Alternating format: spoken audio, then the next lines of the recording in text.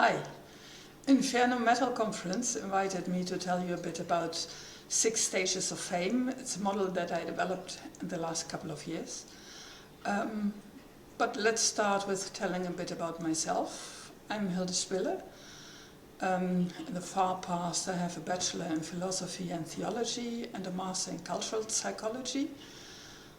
That knowledge led me to develop that model of 6 stages of fame.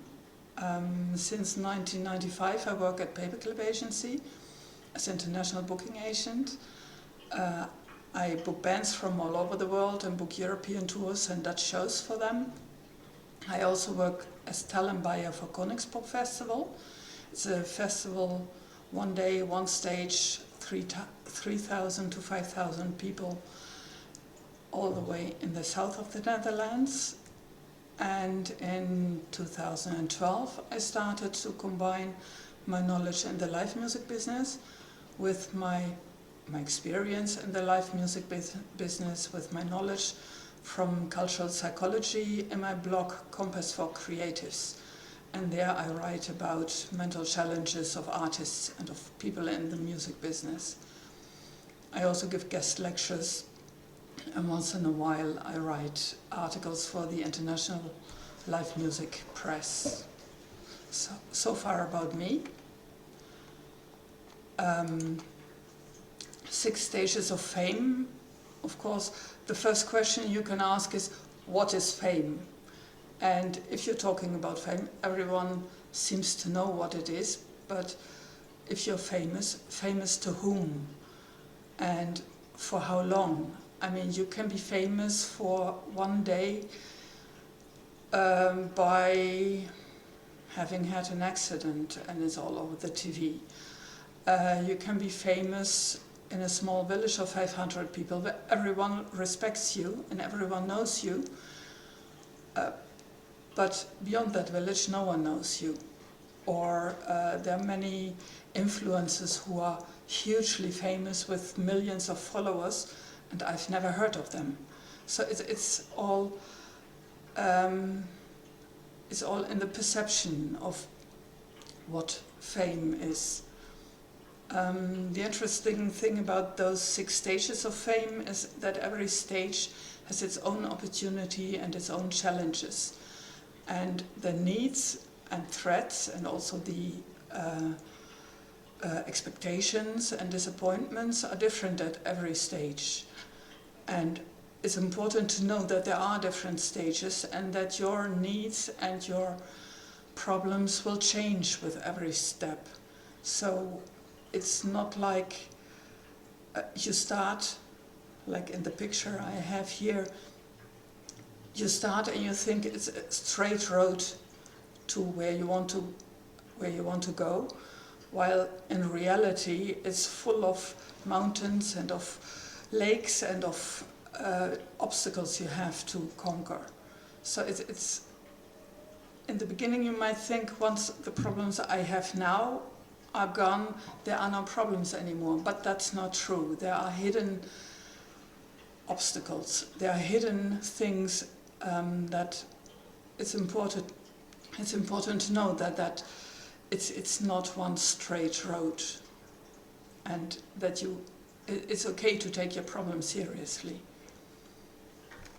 So much about the introduction of the 6 stages.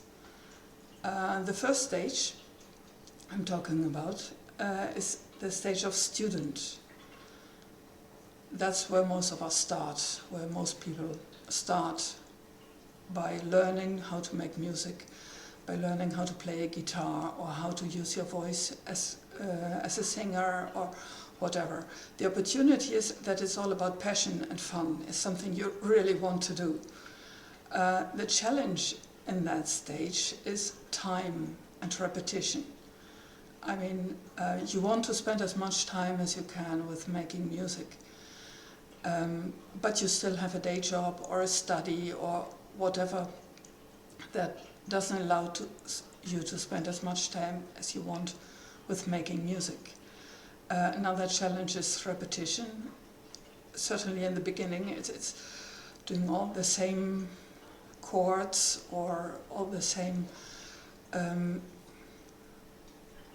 thing with trying to make it better, your guitar play, your voice, whatever. And you have to do things over and over again to become good in it. An expectation at this stage often is indeed to become better in what you're doing in making music and to have fun while doing it. Disappointment often is that the progress is not going fast enough. And then many people just say, okay, I quit with making music. And a good example is the rehearsal room that you also see here on the picture. It's going there every week with excitement, with your mates making music and just going for it. That's about the first stage of a student. The second stage, then you get a step further, is the stage of performer. And there you have the opportunity being on stage and spreading your music and just also having an audience that reflects that they like your music. So it's one step further with going for it and having fun making music, and now even having an audience that likes your music. The challenge is to find that audience, to find the fans, and to connect to the audience. And one part of being a performer is always not only the music, but also being an entertainer.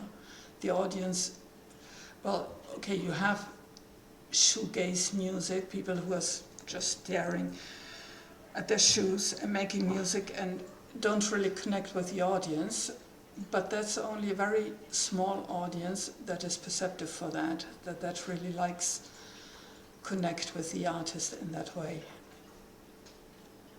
The expectation here is, of course, you think others will love your music as well.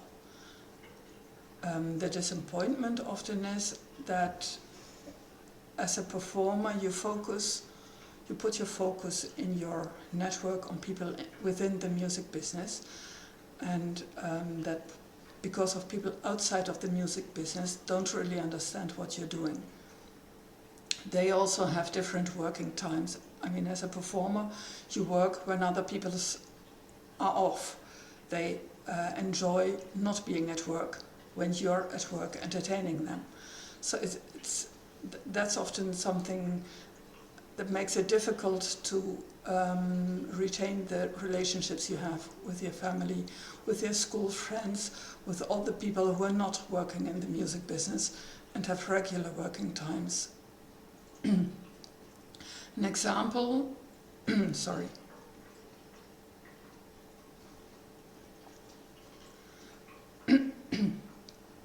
An example for being a performer is a question I recently got from a student and also musician and already performer. He asked me how to stay healthy when you're on tour. That's about mental health and about physical health.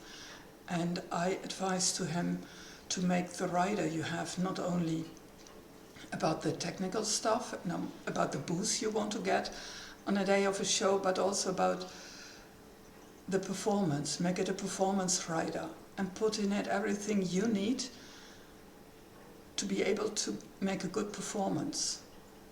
And that can, for example, mean that you take an hour off in between having dinner and having the show, or take an hour off to walk around in the city you are at the moment between the sound check and dinner, whatever. Whatever the need is, if you know what your need is, it's often possible to think of something, how you even on a tour can accommodate to that need and put it in a rider. Because if you tell people that this is what you need, many things are possible. So that's That's about the stage of a performer.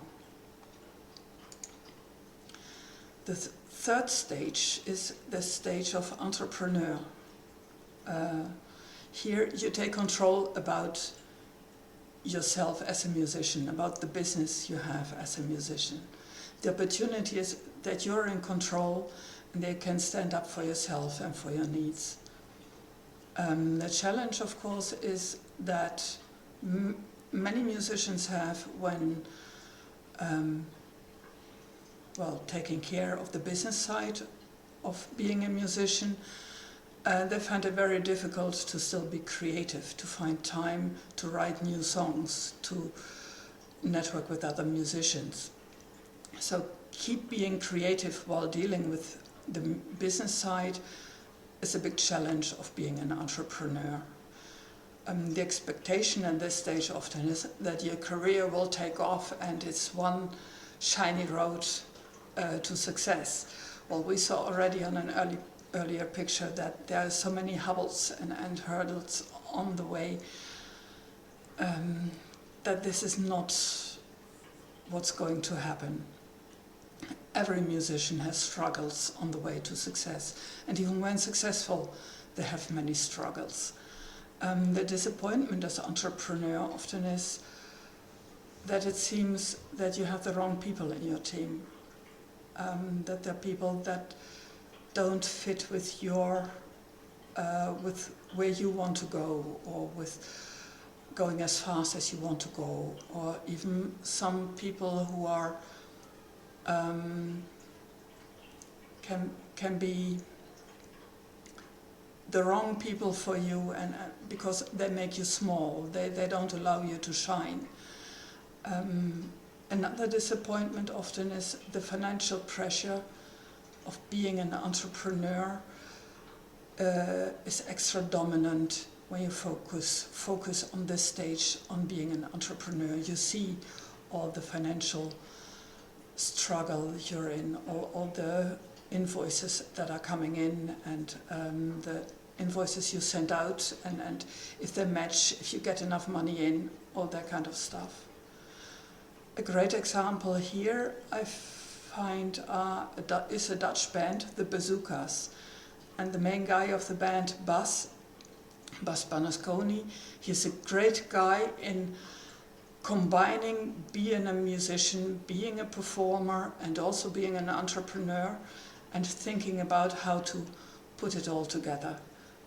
It is possible, and if it's not possible for you, of being aware of the financial pressure all the time and stuff like that, it's important that you get the right people, that you also have a mental click with in your team to go on. So that's about the third stage.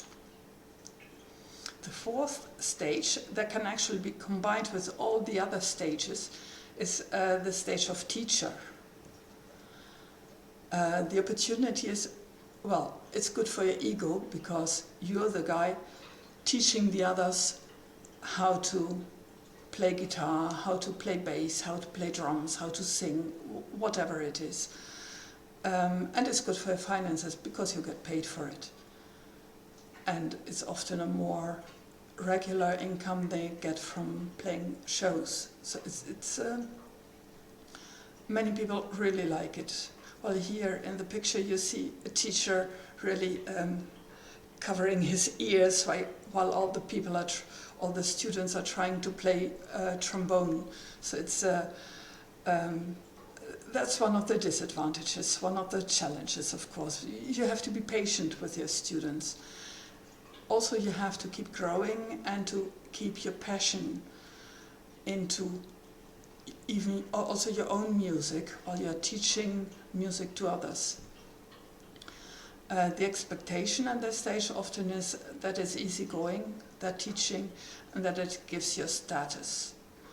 Well, the status, of course, is one of the things. The disappointment, though, is that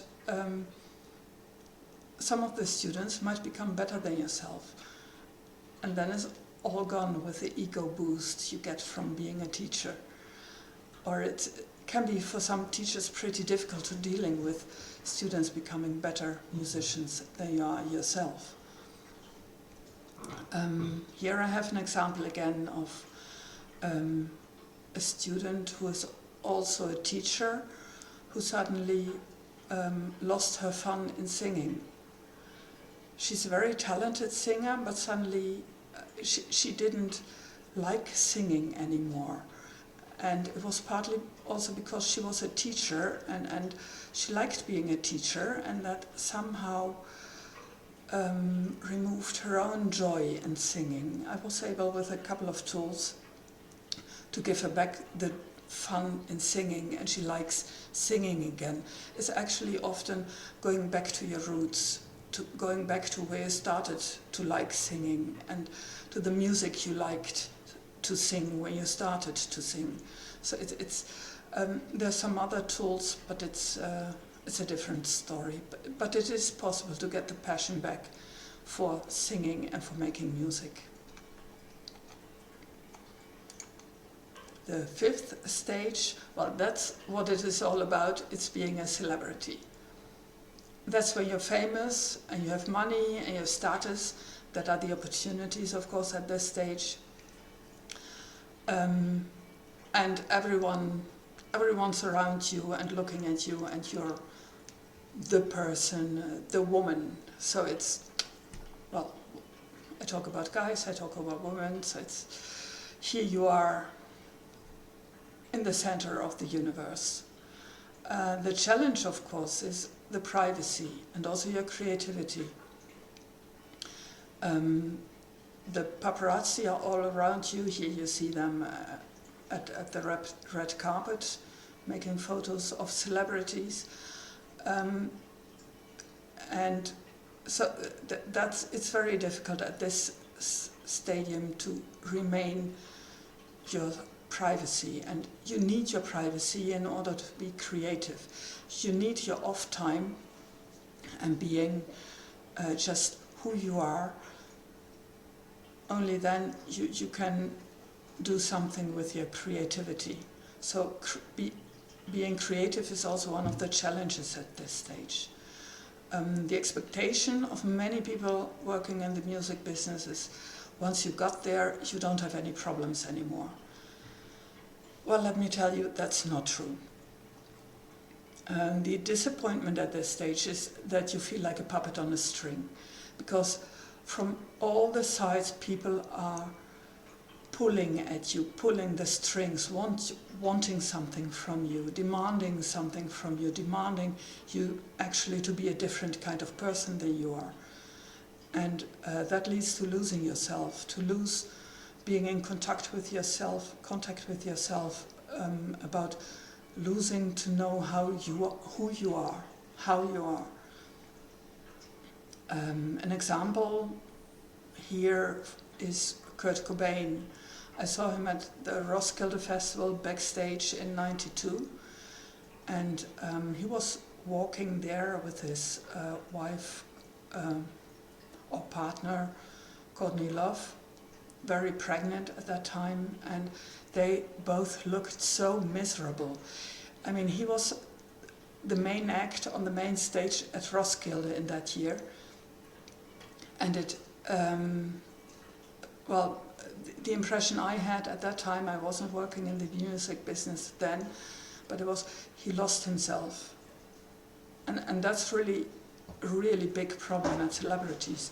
And the Club of 27, all the famous musicians who died at the age of 27 are an example for how it can go wrong. So it's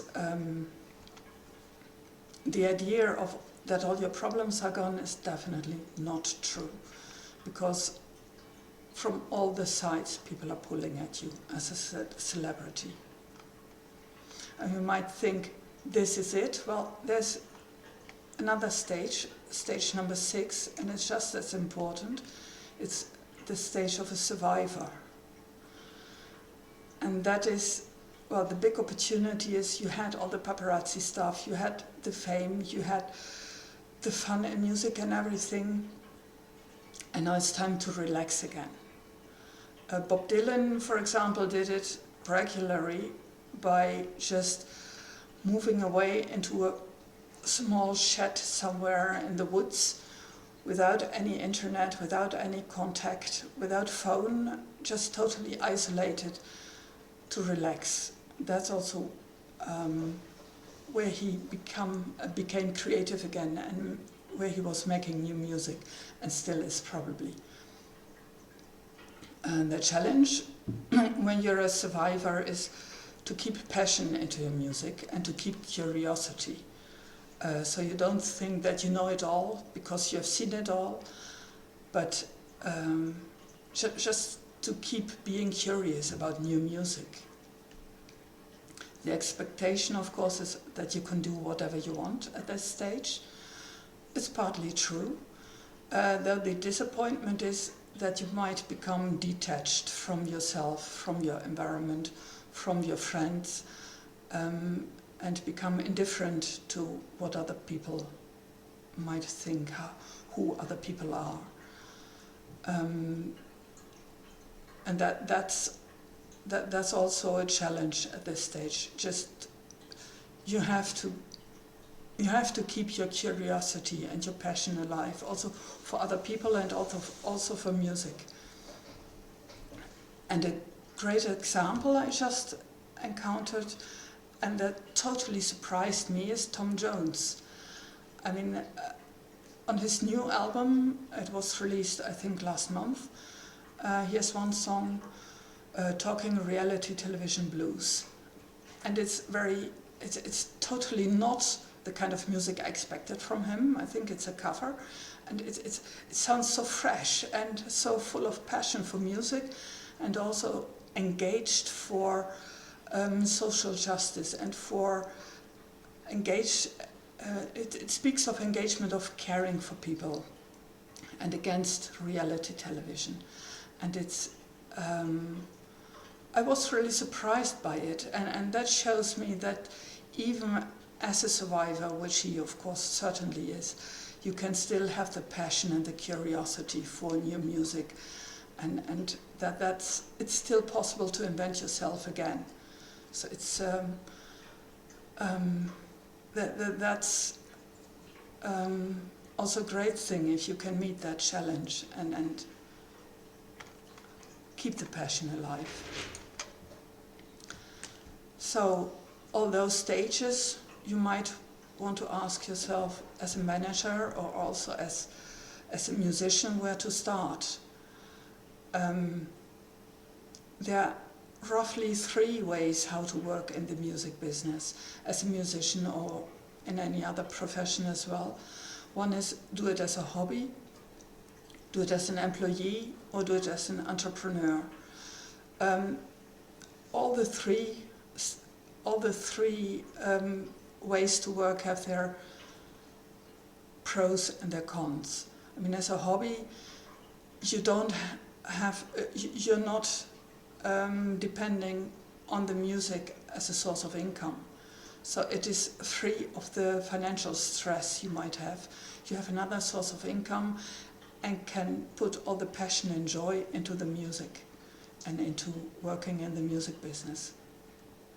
The great thing of being an employee is that you have a safe income, relatively safe, and though you have a boss above you who can tell you what to do and what not to do, and so you're accountable for everything you do, and your boss will ask for why you're doing what you do. So that's,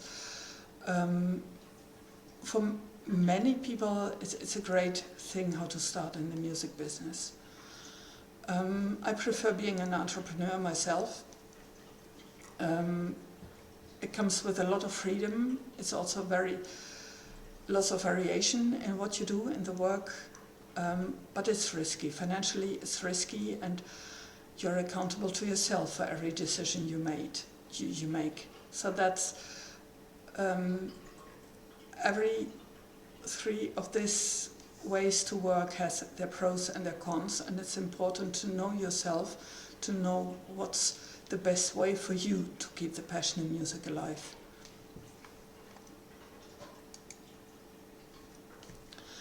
So now I told you about all those stages, all those 6 stages. What does it mean? Well, the most important part in working in the music business as a musician or in what other capacity ever is that you deal with people and not washing machines. So what you might ask yourself about at what stage am I and how do I want to work, the same is true for all the people you work with in the music business. For the other musicians in your band, for managers, for agents, for everyone. You work with people. That's something I really like in the music business, and that's also difficult to keep in mind that everyone has its own needs and difficulties, and so it's and also its own opportunities to shine, and how to get the best out of everyone. It's a challenge I like in the music business. It also means that nothing is true of the myth that once you're famous, all your problems are gone. That's already what I talked about at the stage 5 of celebrity. And it's important to know what your challenges are, and then you can meet them, and then you can look for solutions for them. And it's also important to know that the challenges will change during your career. It's not just you go for it and this is the road and then you will arrive at where you want to go. It's lots of curves and hurdles you have to take, and every challenge and every problem you will encounter is just as important as the problems and challenges in the stages before. So it's important to be aware of that. The great thing also is that the music business is also a community where you can find like-minded people. Not only people who like the same kind of music as you do, but also people who want to work in the same kind of business model as you do, who have the same kind of mental, who have a kind of mental click with you when it comes to how you want to work in the music business. And the order of the stages I just mentioned, of the 6 stages, is arbitrary. It seems logical, but you can also skip certain stages or go back to the first stage or to the second stage. Some stages can be combined. It's a pretty flexible model, so that's it can work in all kind of ways. It's important that you know that your needs will change during your career, and that it's important to listen to it and to find to work on to accompany your needs, to find ways to accompany them, and to keep your passion alive, because that's the only way you will survive in the music business, I think. So that's the 6 stages of fame. I hope you, you could recognize yourself maybe in 1 or 2 of those stages. And if you have any questions, look at me in social media, Facebook, LinkedIn, or Facebook, LinkedIn, or Twitter, and ask me whatever. I like to hear from you, and I'm curious to hear what you thought of it. Thank you.